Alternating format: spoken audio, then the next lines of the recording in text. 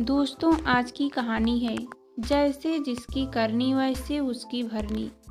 कहानी पसंद आए तो वीडियो को लाइक एवं सब्सक्राइब जरूर करना। कई दिनों से तनुश्री अपने बेटे अभय को कुछ बेचैन सा देख रही थी। वह समझ नहीं पा रही थी कि अपनी छोटी से छोटी बात माँ को बताने वाला अभय अपनी परेशानी के बारे में कुछ बता क्यों नहीं रहा है। उसे खुद बेटे से पूछना कुछ ठीक नहीं लगा।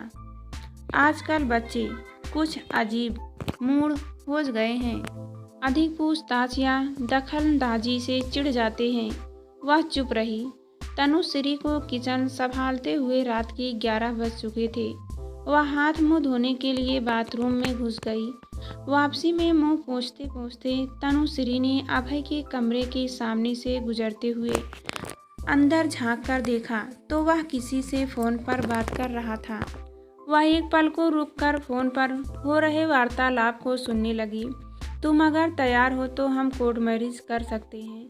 नहीं मानते ना सही नहीं। अभी मैंने अपने मम्मी पापा से बात नहीं की। उनको अभी से बताकर क्या करूं? पहले तुम्हारे घर वालों तो माने। रोना बंद करो यार, उपाय सोचो। मेरे पास तो उपाय है, तुम्हें पहले ही बता चुका हूँ। तनुश्री यह सब सुनने के बाद दबे पांव अपने कमरे की ओर बढ़ गई। पूरी रात बिस्तर पर करवटें बदलते गुजरी। अभय की बेचैनी का कारण उसकी समझ में आ चुका था। इतिहास अपने आप को एक बार फिर दोहराना चाहता था, पर वह कोशिश जरूर करेगी कि ऐसा न हो, क्योंकि जो गलती उसने की थी वह नहीं चाहती थी कि वह गलती उसके बच्चे करे। तनुश्री अतीत की यादों में डूब गई। सामने उसका पूरा जीवन था, कहने को भरा पूरा सुखी जीवन। अफसर पति जो उसे बेहद चाहते हैं, 2 बेटे, एक इंजीनियर, दूसरा डॉक्टर। पर इन सब के बावजूद मन का एक कोना हमेशा खाली और सूना सूना सा रहा। क्यों? माँ बाप का आशीर्वाद क्या सचमुच इतना जरूरी होता है? उस समय वह क्यों नहीं सोच पाई यह सब? प्रेमी को पति के रूप में पाने के लिए उसने कितने ही रिश्ते खो दिए। प्रेम इतना क्षणभंगुर होता है कि उसे जीवन के आधार के रूप में लेना खुद को धोखा देने जैसा है। बच्चों को भी कितने रिश्तों की जीवन भर वंचित रहना पड़ा। कैसा होता है नाना नानी, मामा मामी, मौसी का लाड प्यार। वे कुछ भी तो नहीं जानते। उसी की राह पे चलने वाली उसकी सहेली कमला और पति विक्टेश ने भी यही कहा था। प्रेम विवाह के बाद थोड़े दिन तक तो सब नाराज रहते हैं, लेकिन बाद में सब मान जाते हैं और इसके बहुत से उदाहरण भी दिए हैं, पर कोई माना। पिछले साल पिताजी के गुजरने पर उसने इस दुख की घड़ी में सोचा कि माँ से मिल आती हूँ। विक्टेश ने एक बार उसे समझाने की कोशिश की। तनु, अपमानित होना चाहती हो तो जाओ, मगर उन्हें माफ़ करना होता है तो अब तक कर चुके होते। 26 साल पहले अभय के जन्म के समय भी तुम कोशिश करके देख चुकी हो, पर अब तो बाबा नहीं हैं। तनुश्री ने कहा था पहले फ़ोन कर लो तब जाना, मैं तुम्हें रोकूंगा नहीं। तनुश्री ने फ़ोन किया। किसी पुरुष की आवाज़ थी। उसने कांपती आवाज़ में पूछा, आप कौन बोल रहे हैं? मैं तपन सरकार बोल रहा हूँ। और आप? तपन का नाम और उसकी आवाज़ सुनते ही तनुश्री घबरा सी गई। तपन? तपन हमारे हो कौन? मेरे प्यारे भाई, तुम कैसे हो? मैं तुम्हारी बड़ी दीदी तनुश्री बोल रही हूँ। कहते कहते उसकी आवाज़ भर्रा सी गई थी। मेरी तनु दीदी तो बहुत साल पहले ही मर गई थी।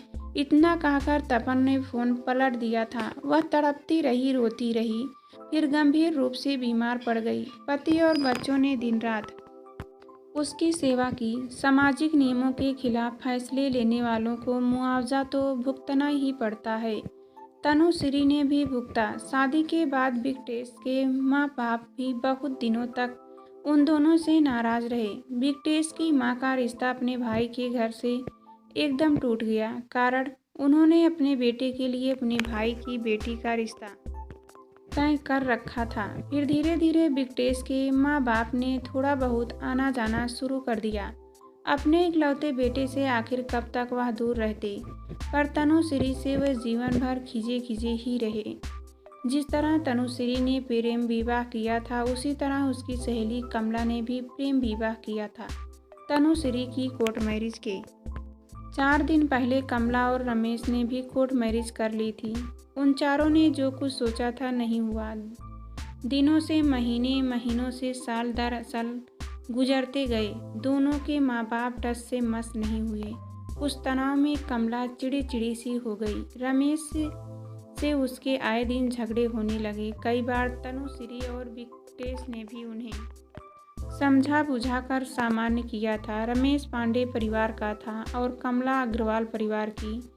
उसके पिताजी कपड़े के थोक व्यापार थे।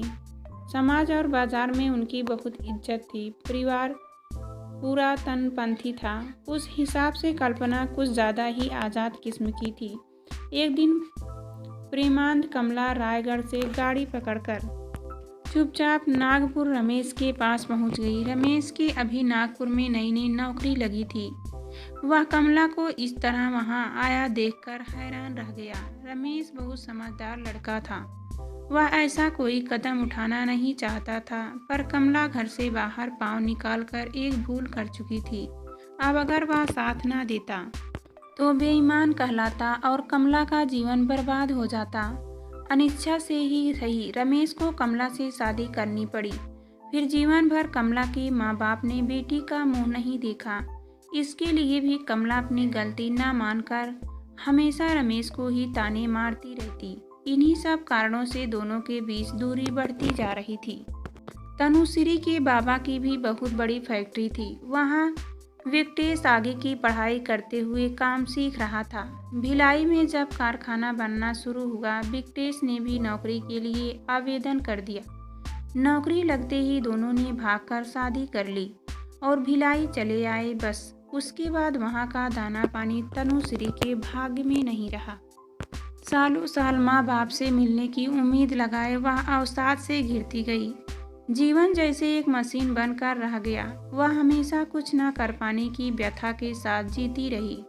शादी के बाद कुछ महीनों इस उम्मीद में गुजरे कि आज नहीं तो कल सब ठीक हो जाएगा। जब अभय पेट में आया तो 9 महीने वह हर दूसरे दिन माँ को पत्र लिखती रही। अभय के पैदा होने पर उसने क्षमा मांगते हुए माँ के पास आने की इजाज़त मांगी। तनुश्री ने सोचा था कि बच्चे की मोह में उसके माँ बाप उसे अवश्य माफ़ कर देंगे। कुछ ही दिन बाद उसके भेजे सारे पत्र ज्यों ही त्यों बंद उसके पास वापस आ गए। विक्टेश अपने पुराने दोस्तों से वहाँ का हालचाल पूछकर तनुश्री को बताता रहता। एक एक कर दोनों भाइयों और बहन की शादी हुई, पर उसे किसी ने याद नहीं किया। बड़े भाई की नई फैक्ट्री का उद्घाटन हुआ। बाबा ने वहीं हिंदू मोटर कस्बे में तीनों बच्चों को बंगले बनवाकर गिफ्ट किए। तभी भी किसी को तनु याद नहीं आई।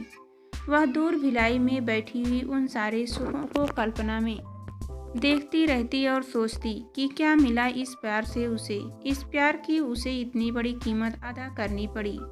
एक विक्टेश को पाने के लिए कितने प्यारे रिश्ते छूट गए, कितने ही सुखों से वह वंचित रह गई। बाबा ने छोटी अपूर्वा की शादी कितने अच्छे परिवार में और कितने सुदर्शन लड़के के साथ की। बहन को भी लड़का दिखाकर उसकी रजामंदी ली थी। कितनी सुखी है अपूर्वा, कितना प्यार करता है उसका पति।